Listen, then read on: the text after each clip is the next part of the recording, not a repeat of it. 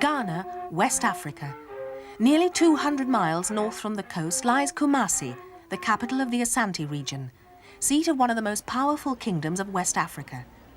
The Asante have survived years of colonisation by the British and incorporation into the modern Ghanaian state.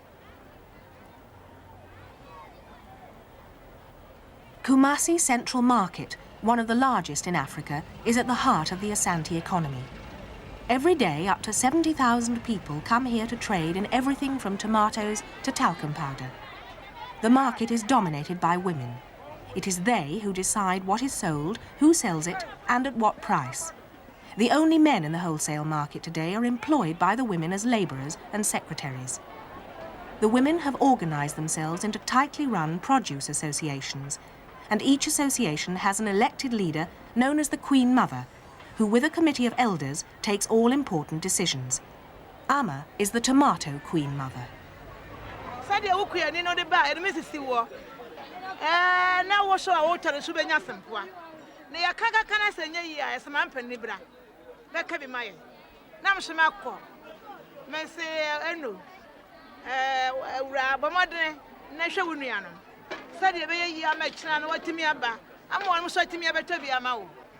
Na dia ne kan kwafa ku sentiri tiru kura metewo no metewo ma enkurazefo metewo ma ekumazefo metewo ma nipa ba ko chese bi kura woni ya ne ba ya no na ntako bi asiri din no me be fanye na akokra ko ma tune yem ewura mesro nya abotre na adwumadie no enye pepepe na so nyanti ase o no so nyanti ase na bia e kana sa na e pepepe.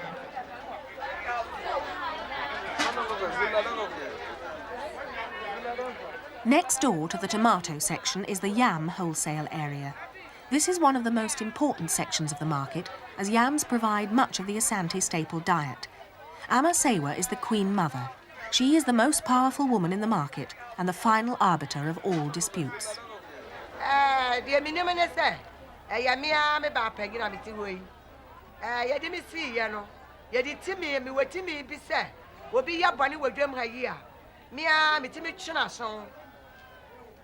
Yeah, sir, I dear be not so any among who I say, yeah.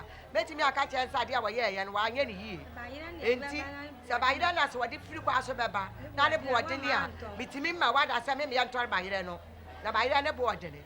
Yeah, me, I'm meeting me, Mecca. Now, sir, me, now, me, Pangino, I ain't. Nancy, Panya, ya na dewa hu. So ya Panya had. Dapa.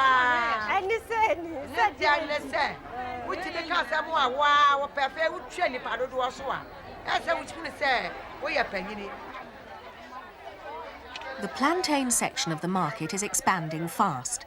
It took the plantain sellers years of lobbying to get themselves a permanent patch to trade on. They only won this area after they had appealed to local politicians to kick out the resident Nigerian traders. A produce Queen Mother's authority depends largely on how she got her position in the first place.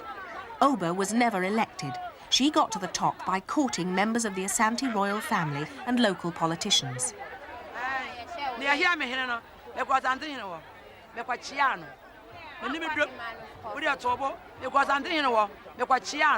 What's all your word too?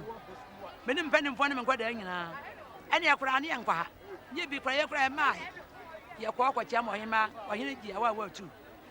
First, your quatantima, and your quachiano, and so him also our word too.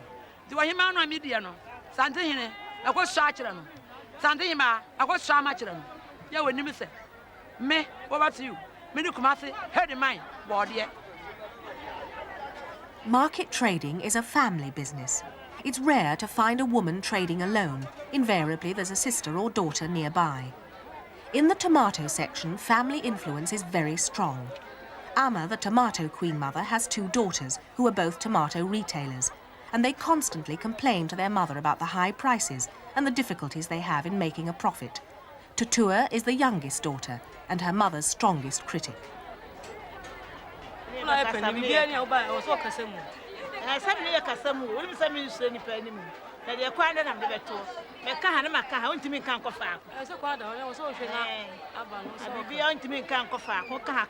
na bibi aye ntimi ntonsa ma temene e beka sa ana so be na o mai e ka ba e jo na ku ma yanto si ate ho an ya so ya be fi me ne be dia na e jo nya ya boka ma me esi bia hasa esi bia hasa ne ya nyere de e beka mna ko si bia se na akwa ko o so be ma e ya yipa na na de ntimi ntonsa me hwa mna ye me hwa mna ko fom uti hu obi ma yanto so de o ti ho an na o ti mo so da ba saka si kana shi ti wogini warum kasa kura e nyanti ase so asam som dia botre ne ye ka ba bibia ye yi obi na bia ba odna dia ba fon kasa me panu nti be sina we si ko so mu dia no ya na obi atena sa ye dia no de okunu ya e bi be ka fom ni ale tesune ne di ka to ne se ya boka si dia hasa de se ye mam si dia hasa de mu dia ye mai ne na me si dia hasa nti se bibia ye.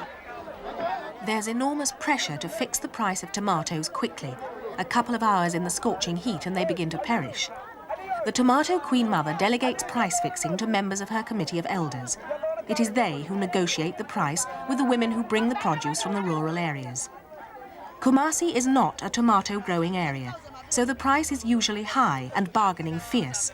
The woman on the right has brought a lorry load of tomatoes from Accra. The three women arguing with her are the Tomato Association's price fixers.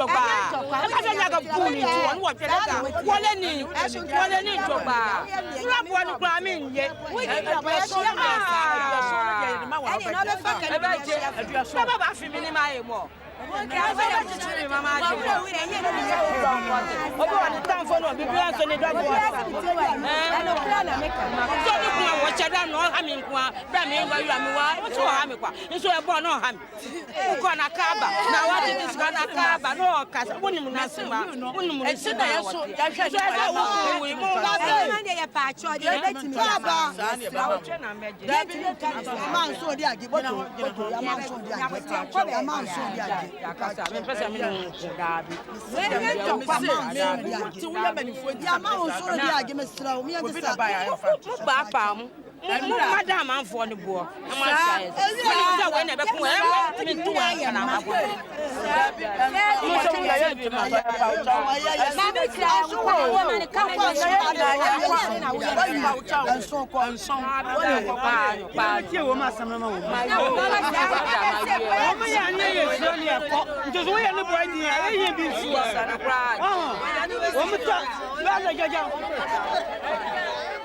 It took an hour to knock down the Accra woman's price to 160 cedis. It's only when the price is fixed that the retailers, who've been waiting around patiently, can buy the tomatoes and hire labourers to carry them away to the retail market. The plantain section. Unlike the yam and tomato queen mothers, who were elected by their members and so have popular support for their iron rule, Oba, the plantain queen mother, has a permanent struggle to maintain order.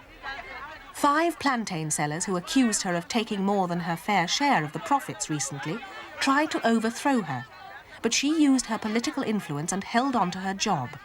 She's now finding it difficult to settle one of the many fights and disputes that break out in her section.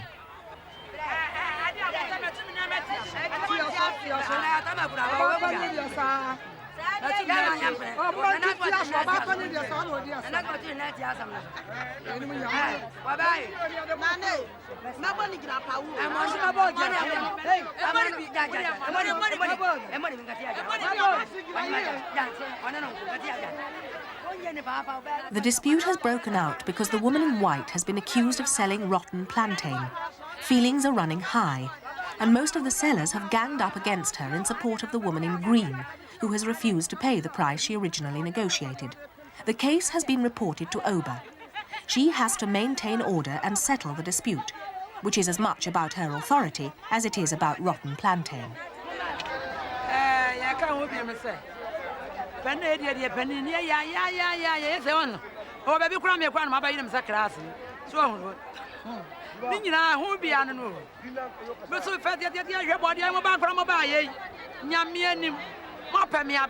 Asa make as I'm a boy, me dance here for animal more, we yam. I did a me a commission and what I interaction me going office, and I can make buying fear, there was some that I may far, may quite ye. A year I make be a do a young Quanam Quaman down on Amqua. And see, 1 million as a walk here. That's about ye, Yamaba Madaurama. Sons of by what me only say. Baby, our penny. Somebody said, me nuclear and come home with some. Since I pent out as an hour, I'll swim mother. Tell when you're playing. Ah, and see what our man, Penny, the emergency. If you're probably walk up any room.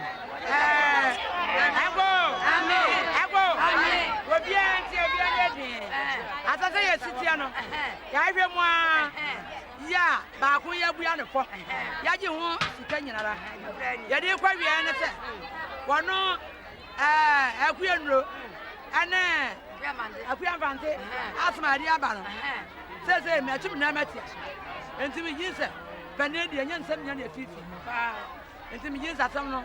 Yet the back way, nothing. Go away. Now, you could see our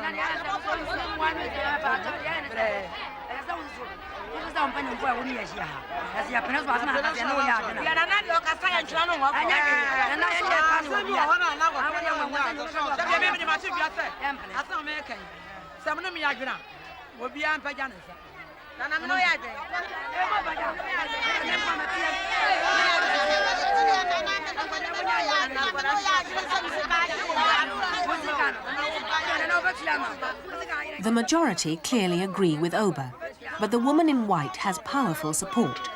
Although dissatisfied with Oba's judgment, the woman grudgingly pays her fine. Oba has just managed to restore order among her women, who constantly challenge her authority.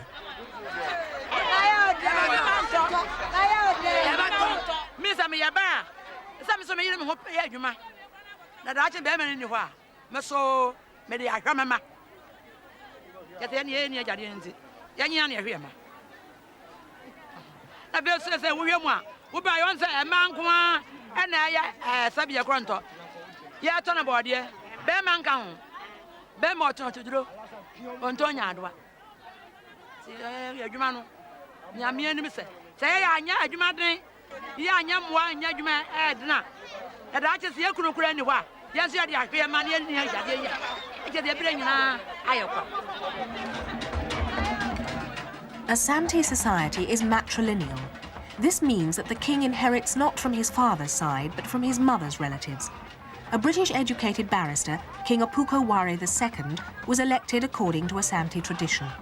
One of the most important factors in his election was the support given to him by the Asante Queen Mother, the most powerful woman in the kingdom.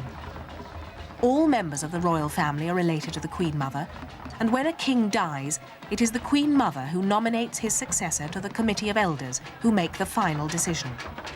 Unlike our society, sons do not inherit property from their fathers. Instead, wealth passes from a man to his sister's sons. This should mean that the sister has considerable authority, and that women in Asante have more status and wield more power than elsewhere. In practice, for the ordinary woman it can mean great hardship, because if her husband dies, his property goes not to her and her children, but to his sister's children, and she is left with the task of supporting her family. This gathering is part of the funeral celebration of a member of the royal family. The palace is still at the heart of Asante politics, and Oba, the plantain queen mother, and her colleague from the yam section, Amasewa, represent all the market women at the funeral. They make the most of such an occasion and make both business and political contacts, as well as enjoying the dancing.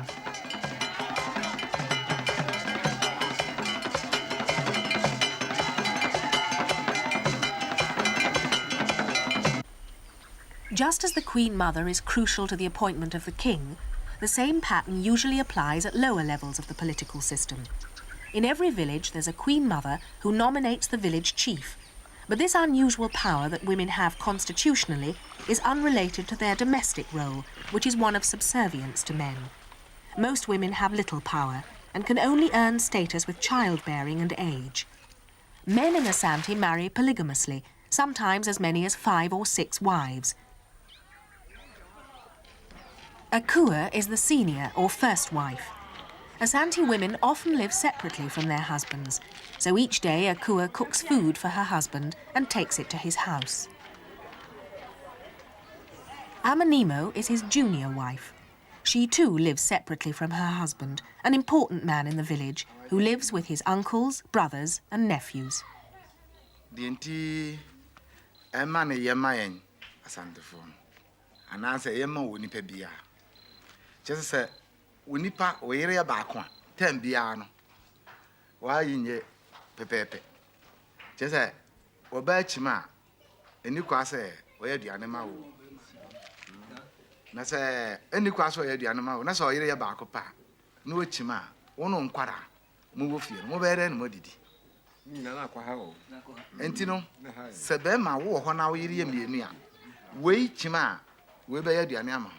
We yadia, we befem quarano. Just say, Nipa woo shaying, your dozen. It is all you know, dear. Answer a back of woman, and a back of fee. Now in your hoa, or also so wow. To me, the men face I asked for me, I want him, you know. My family home on Kumasi can only a baby. My family home on Kumasi can. But it's a million away. My family home on Kumasi can. Bear me what to me so boy, Matana Homa Bill. Bear me what to me so boy, Matana Homa Bill. So won't pay me a jam you are quite covered. My family home on Kumasi can. Yaname now to the Coto Jaya Point, and I really be anime.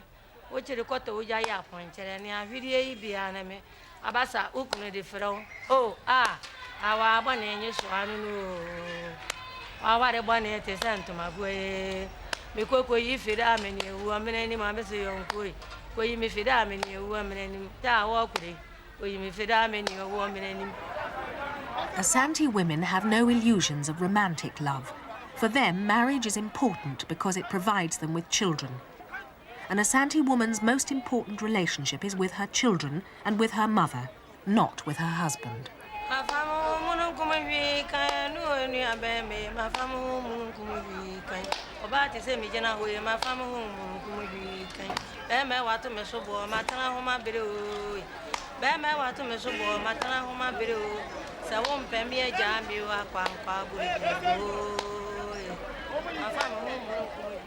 Although a woman like Oba can settle the most difficult disputes in the market, in the home she would have no such role.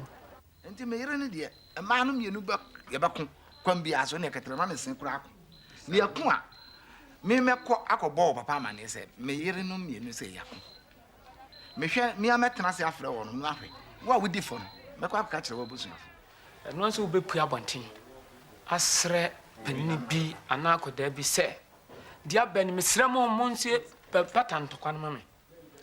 If it is said, because so Penimua, or Bacasma Bokumano, Amwa Bono, and I'm coso Penisumua, Asamwaba. Dear Vico friendly Papontin Sunibi.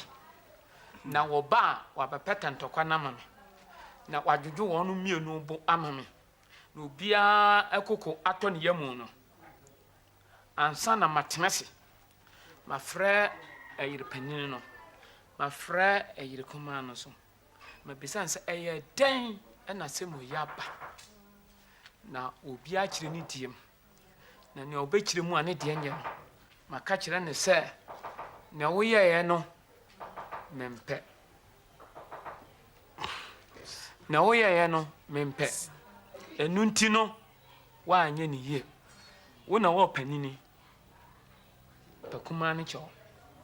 Just a damn was here, and 2 penny move pianim, men am hearing one of me. Na, and Tiasia Juma, no penny no a pa Kumanicho. No, so none a coquadro. None a coquadro, and my catch and say, Okra, Abba, Mammy, Patan. As a sa, me Marcusiam, you and Arcusiam, and son. No crab commands, oh, maybe 2, and from Sony be a Abba, your crinty, and the chum.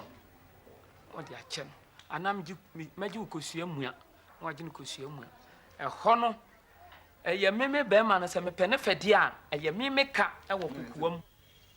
Oba's experience of marriage is typical. She was the second of her husband's 3 wives and had 2 children by him, The marriage was never happy.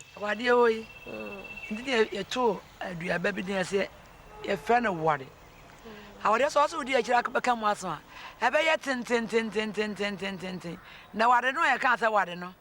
And some tenting. What can be doing here with the China and what the other me? Tinny too, about what I say. I say me a worry, I say my word and near friend of worry.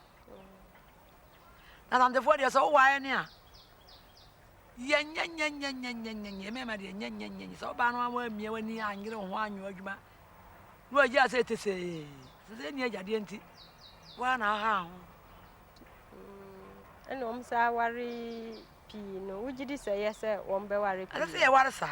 And yet, Nazaja, why, I say, what can I say? Said you only penny of you know. Tell me, you know, as you happen.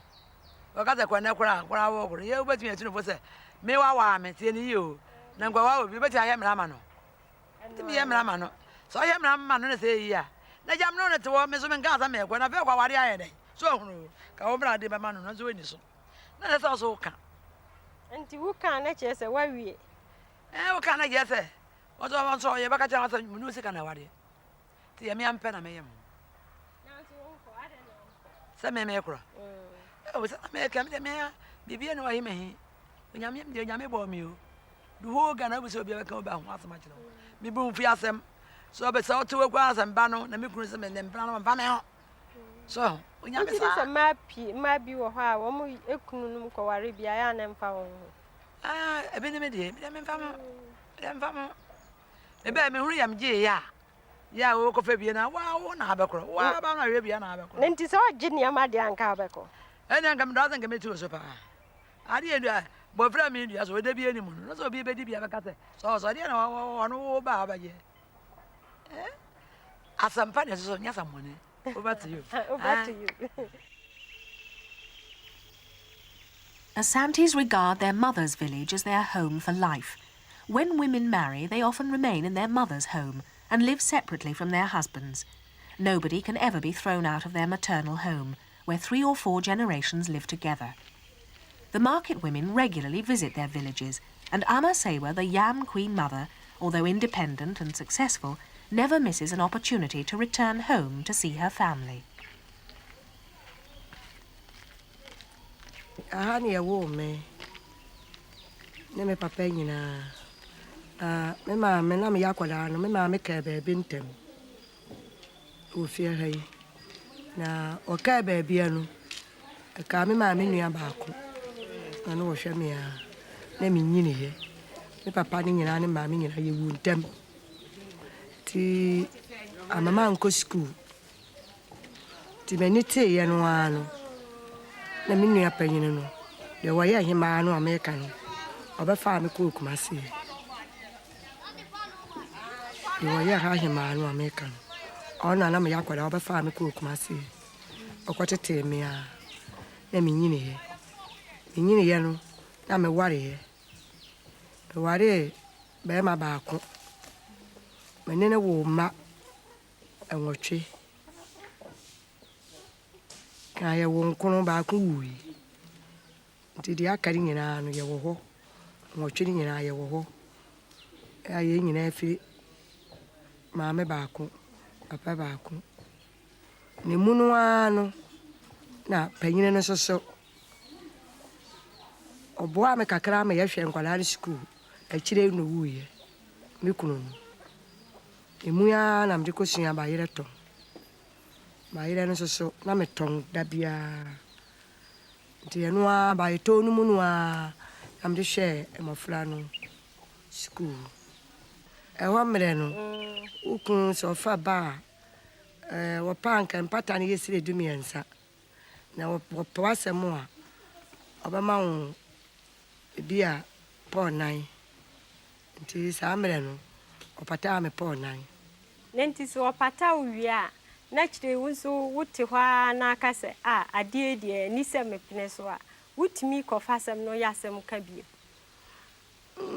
so ba ma ne ye wade na hye wo na se wo ba no e bia wo ba ye no wo mpene so wa se ma wapata maje na enso se bia ekwane amode me fa so no me mpene Sa ni utimeka. Mika se bia ye wo as ayi bi wo akanman mu se bia ya che na no. Oh, one de ye hihye. Ye hihye bia na awotwe. Na akra wo se obekọ ne yere wo. Kwame Ajiman is one of the most important men in Amasewa's village. He lives strictly according to Asante custom, but he finds it more convenient not to operate a weekly sex rota. He prefers to keep his wives guessing as to which one he will choose to sleep with. Obi te se me hihye as a chirani say, aho hu ogum so odoso. E ma no so ka kire wo hihye na no a no mo aye jealous say. Nyam na me da ho nti menye. E kan bi so no mo ka. Enti bra ni oti no ha na ni oti mi ha no de oda me nche no. Ebi a me ho awo doso, ebi an say ebi aben. No wa ye aduane aba. Ahoho ya doso, mo se me kukuruma ahoho no ni edidie. Na matena se. Besa nko ka chia ni say ahoho abanti no foforo bre me. Obewie pepepe am de be ma mi bia mi bedidie na foforo nam kwam. Ma san de mai, won san nya foforo a. Afi de no wa bre. Enti me ko ka kire ne wana ho no a wasinyam na me da ho. Ne onye no sa na obeka kire wasinyam na me da ho nti de o da ho no onso no ne wa ho. Wo tini fie. Na me hihye nda no ama wo. Chese wo e bia na otwe mienu. Wo da ha na otwe mienu.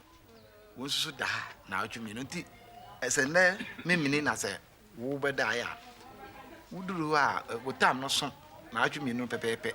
Na wo kọ no bedsheet ane ya das woni entima no wo sisa kọ na wo kosie na we so ba no won so ne de set nti won so ba no so what me de ne de abisiesie so won so wo kwa no so ayire de ko nti tam bia no wo be ma no wo hia entima mienu da bua no wo hia mienu nsa na wo bedsheet no pillowcases ni nyina da bia mienu se woni ba kon so a wo ya ba kon na woni ne mienu a wo yire no so won beti ase enti wo ade betiam na tuo no wo beyi akosi atosi no ade aba wo so kwa sa na so be ye no enti no de enso wo ho no ande anya de a dine bia firi wa wo mo pepa na mom eduru kwan bi so a wo mo mpe aso kire ni se oba bia kire ni enan se o be ka no ho be ma de wo kan no efiti se bia de odi kan no tenase no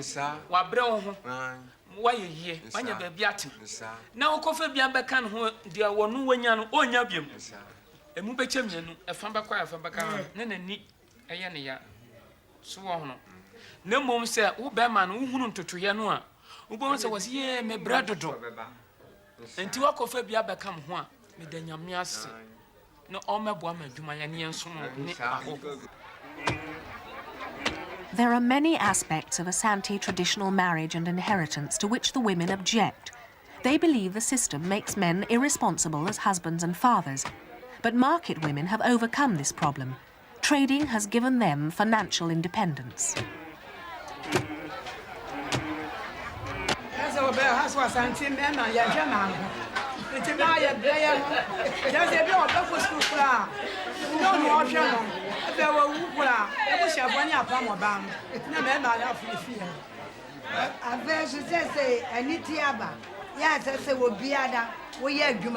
Na de twa ho de twoma a kiata ya Asante ha ye di wafade ya mani ya fiade enti se wa anya saade a na ho kam enti ne ya ma atoso ya bwa ya ho modin de aye sa adwuma na de bi ahwoma empepi se ya o ho etimi base ya Ghana ha se unu kunukura bobra na be ma ni wuja wo a ne na busuafo ne apam wa fi be ma ni fi enti se wo ba no wa anyere wo ho anya adwuma na biribi se ba se be ma no awuni ya pam a wo de ahwoma no na no ma wo ba nante te se obi asabe wa boda enu nti na me ma no ya ni abere a ya yire ya ho a ya ye adwuma no na ma no aha ye wale bebre ebi wo ho ni yi anan oba wo ba bebre on to me shema nya je se so wo ba no bo mo den o so fa bu able ma no on to me shema wo ba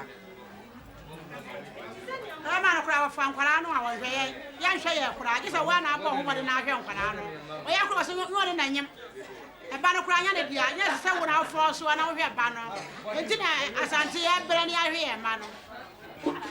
The women have made a virtue out of necessity, relatively powerless in the domestic sphere, yet often left with total responsibility for their children. The women have taken control of the market, often working 12 hours a day with their babies on their backs.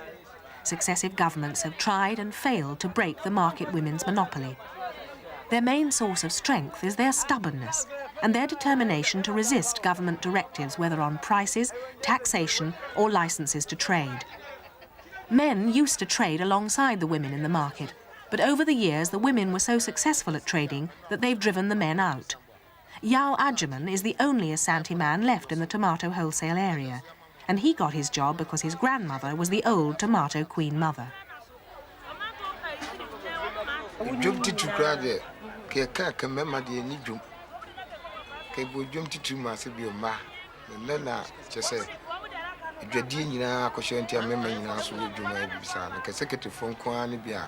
I did say, Mamma, and I said you and one say I didn't have any son, no member person.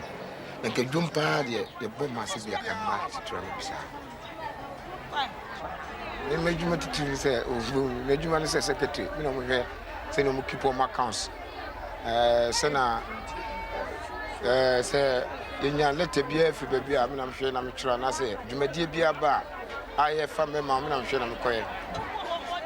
I had to say, if you are some year, you am young.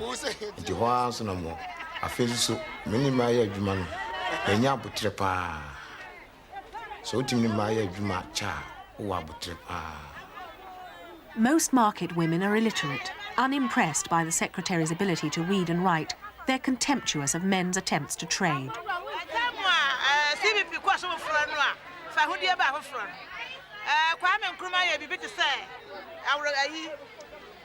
Our catcher. And see what regard for my head do fuel. I'm my head car. Ever see a fish or a curse, and my man be. Man, studies or case was one about the other batch in a womb. Nah, to make a say no womb, no womb, no fee and frigina. No, sis, 1 year crabby womb. I feel no man start to say, yeah, pro, no, yeah, cat. Yes, eh, that's I may work on prayer fashion medicine the egg, man. We were the father every day who won. You're to me and to me. Yet to young Sakura Frank Craft 1 class and craft way, men, craft for one client. Young and craft for one quality to me, I didn't go to her. Yet to young Frank Craft 1, I was as a combat and I'm sure the edge you may hear. You're trying more so. Quantity you may enter. Men are making a friend. That is so. I don't need to me. Yeah, this is a case of their mamma. To make the sick woman who walk quiet. I walk quiet. I bought the go who says Seatono. But never go who says Seatono. David, what is it here? That's about the office. Now, I ain't telling you, can't charge your office. Now, my grandma, what you say, a Juma, young tenant to ma, young school, young may be a cassette. And you said a quantity of numbers should be a Benyas and Pano bed, the other first of a woman. Say a man in tea. Oh, just a one school. Wouldn't him office, Jumay, was a super ocean, was super alcohol. When I'm a grassy, or to Taban and Famo Koba. The obedient to the end, I say, now show us how we wouldn't answer, say. Me baby for something look college you here. And to never yes and poor medical capre. Major capre. Now my bomodre. And that's a manity. Site here. Now me baby for ye, I'm a smile. Just a man who cried and me we are minimum. Me buy some at night. Maybe I show you cry on the oil rabbi, couldn't to magazine. No one near no year run and I saw a quabble channel. No, Marino. I just say yes and say, like a crabby. Near the him and Timothy was that time about beer. I met him a vanity. My hair, sanity, and the other day on your meeting. Woman Yaquano, and yes, I see a woman with vanity. I know we will be timid. Now, Jumano, and young man, Juma, no be sure how president Minister Yansa. I can't go over when I'm sent to my city, Numukra, and the intimidate to Mammy Scamperton. The women's ability to carve out a good living from trading at a time when the Ghanaian economy is in a state of collapse has often left them open to a charge of profiteering. These criticisms make it crucial for the women to stick together and present a united front.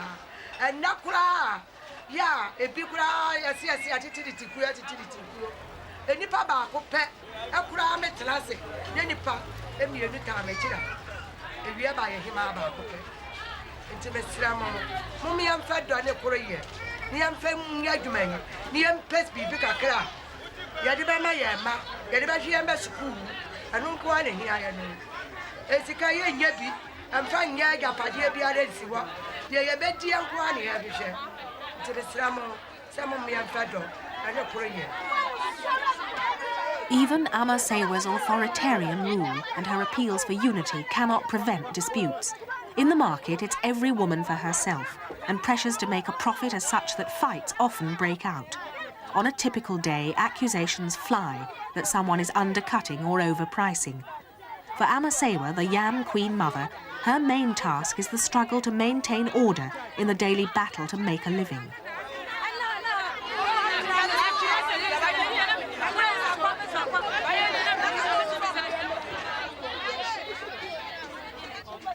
This woman is complaining that some of the middle women are breaking the rules by outbidding each other to buy scarce yams.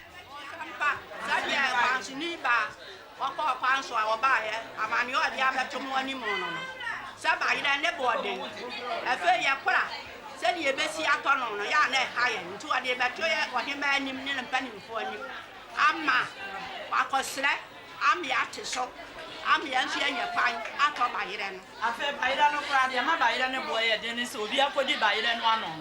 No be so French, the non so be a cotton. And no, I'm by it and a boy. Ain't he? Bacachamia, Metri Nipa, I'm the aqua parcel, the aqua slet a queer form, Sabay and my end and the body. In Tia Tisha my end, into a man and other Cachamia, the Peneso, the back of here, the aqua slamai. Metchina shop. And then penning for that, and I say, the action I saw. Now, a bois, what better am I aboard? Yeah, Mappa will be and turn aboard. More pounds of one, some more pounds of them. And yes, some of the bar, yet to now call Yana Macotton aboard, and they feel near the Akron. About Crassi be a metaphor. Until you be our better aboard now with the Baba Habiano. You better on a farm about how much now could I want to understand you. The best I can so you are the buyer and the board, you know. Yan talk. No, I bought when you are the buyer. The boy will put your boy. Oh, let's see a talk idea. Asantes were among the greatest warriors in Africa and once ruled over an empire almost as large as the modern state of Ghana. Asante men cling to the memory of their glorious past and remember their traditions in festivals and celebrations.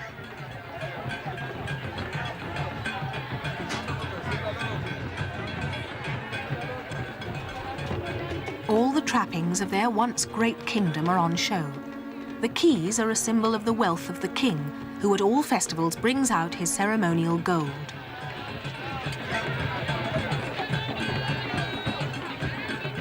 Despite the fact that more than 60% of Asantes are now Christian, at a festival, the priests and priestesses who still believe in and serve traditional Asante gods cover themselves with white clay as a symbol of purity. Although Asante tradition is very strong, this celebration is no more than a ritual put on at the request of the Accra government to welcome the wife of the American Vice President.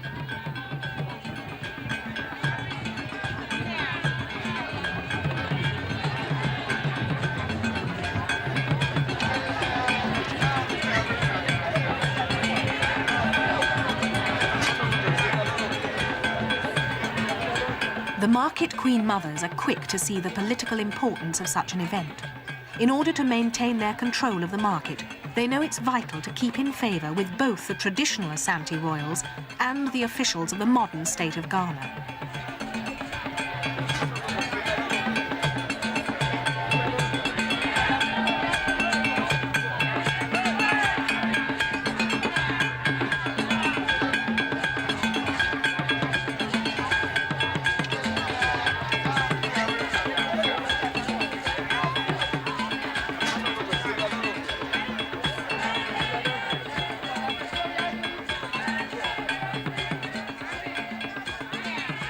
The real struggle between the traditional and modern societies is likely to be fought out by the next generation. Even though economically Asante women have won considerable power, in the domestic sphere, girls are still given an upbringing that prepares them for the more traditional role of wife and mother.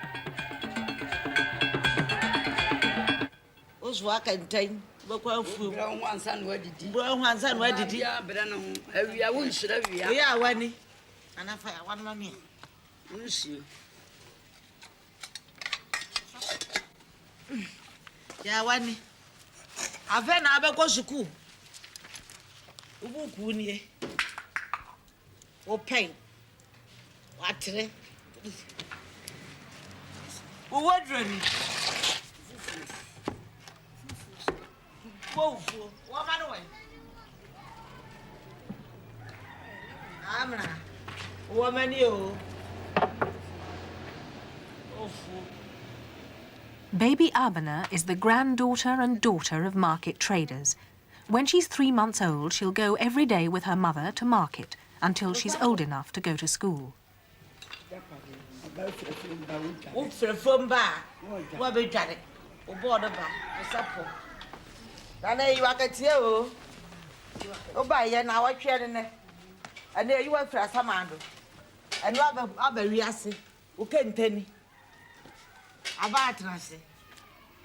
When they reach school age, girls learn about great Asante heroines of the past.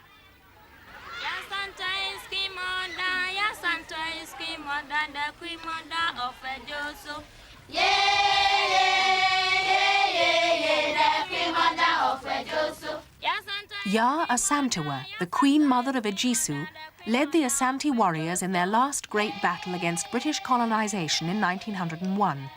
She's a heroine to every Asante schoolgirl.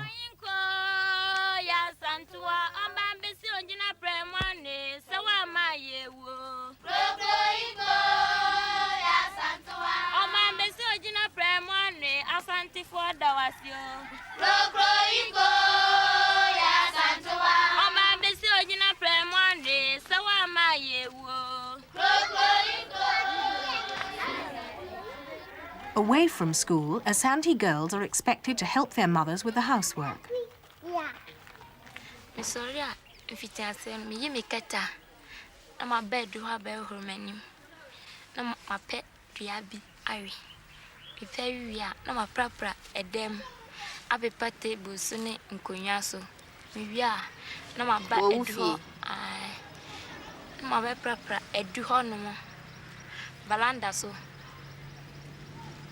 Eduho valanda so ma prepare efie eho enyina miwia na maso eja no di nsu asiso ama me nana anase obi amene nete owie na so dwale wia echese minsu makosebi ededwale ansa wa be school ai seba se eduane nsu na ebe no ansa me no ansa na wa be school nsu a no ane medibi sense ya no eduane nsu ana magiska. Education is making girls less and less prepared to accept their traditional roles. Kusi and Alina are 20 years old and will be getting married later this year.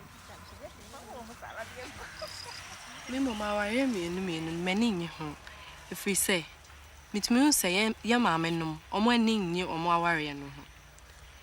Idea sisi a me feel say mema no ni mani nyina say yen ye gina brain so. Omo nyina akọ school de yen pese e be ware omo no omo so ani abie omo ahu se na area sete nti mi nti ase de nti e wo se be ma be fa me no kofa oba foforo ka ho if we say e be ma enioma pii a enkoso yi nti me de mani nji sa ware no ho Asante ha say die e ma no esom mema ne yi ansa na oba kura wa ware no ye wo bibia e fre no bragro sa bragro no se ye group bia ye ma hu se be ma no e wo se wo som no bibi ti se ye ma wo ehye dem manko se eduru sa mene ma wo hye dem ma e ma ye bi besum de na nso ye kire wo se de nyema wo kwa wo ne okunu betie se wo kunu ko dware a e wo se wo se nsu ko si na dwae obeda wo se wo de ne nan si aboba so na wo hore ne na ho na pepa ho ansa na ono wada na obekwa dwan ba no aye aduane asi ho no mo kama na wa prapra dem bibia wo sura na pa wo na wo ye wo kwadwuma ba se bia oba mi wura wo pedien aduane na wo bedi na wo bisa no wa ya ama nti asante ha sei de ema no som emema ne pa na wo fese sa de ye na wo be pese da chi sa na obe ye ku me de me pese be me sa o pese adai if you say me fi say yes na be ma no mama som no dodo na so say de sia no sanka bia me bisa be ma ne bibia bihia bibia na me bisa na dia ene ka ha me se mesom ne sa ne bia me se me ye madwuma me kwa adwuma won so be kwa adwuma be ba se esa me ntimi na fie enu aduane ne mma ti bia time a wo be pon adwuma ba na fe na me so ma pon adwuma ba nti sa na se akwa nti me mpese be ba sa Yesa diane nke emuru noa na nyame amo amata ye fam kan me mai ho na santime fam yen ha no ye bibrem ha nyame amfa amata ye ho se yen nsom ma no wose yen de yem sam fifire sei ansa ne yadidi nti ye samu a ne kapra e benya no ye de aman yire se ye ko dwoma na fa ye aduane ma ye ni yeni nti bema wo besene ja ho no na wo ne yire na wo bra no so na amoye na te obra nyi sa wo mu didwa wo mu wosika ne ade a wo mu nsukura na wosika na wo wosika no sa be no aduane nti da bi ni ho a won kasa minso na me na mbako ho mandi won su kwa no aduane da enti mi masa ni de won timi kan ya mla kwa so be kasa ya kire wo enti so wo yire no me ya mienu a won me nyina ka ho we de we yakoto atare abre ne ba no na won so fo so no so akoto no so de abre ne ba enti no se wuti wono amakọ ho makora we betimi anu de ane de abro sai se ma fa nkoma na obeka sai we be no akọ enti obepe we ya che enti aboa ma obi aso fo so na so wunya ahonka wo.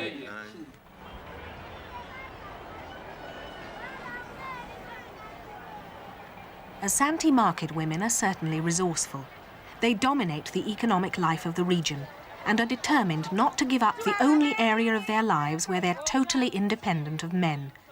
There have been many attempts to break their domination of the market, but so far no government has successfully controlled them. The market women who sell imported goods undoubtedly hoard their commodities and make enormous profits. But those selling locally grown produce rarely become very rich.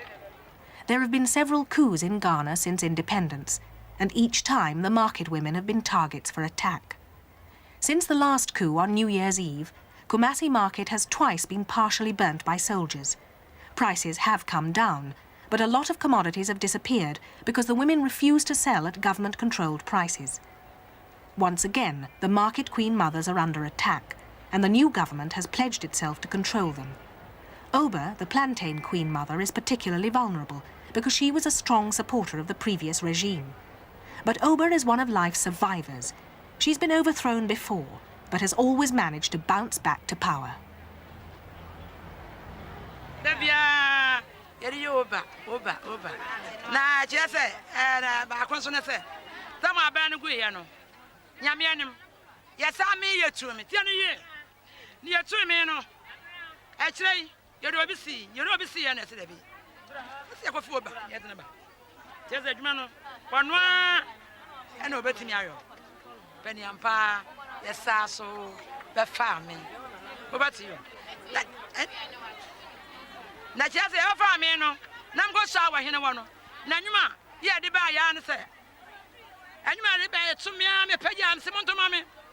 Oba ti you. Wasani aba. Oba ti you. Wasani aba. Mami woba wasanyaba. Wobati you. Mami woba wasanyaba. Wobati you wasanyaba. Wobati you wasanyaba. Wobati you.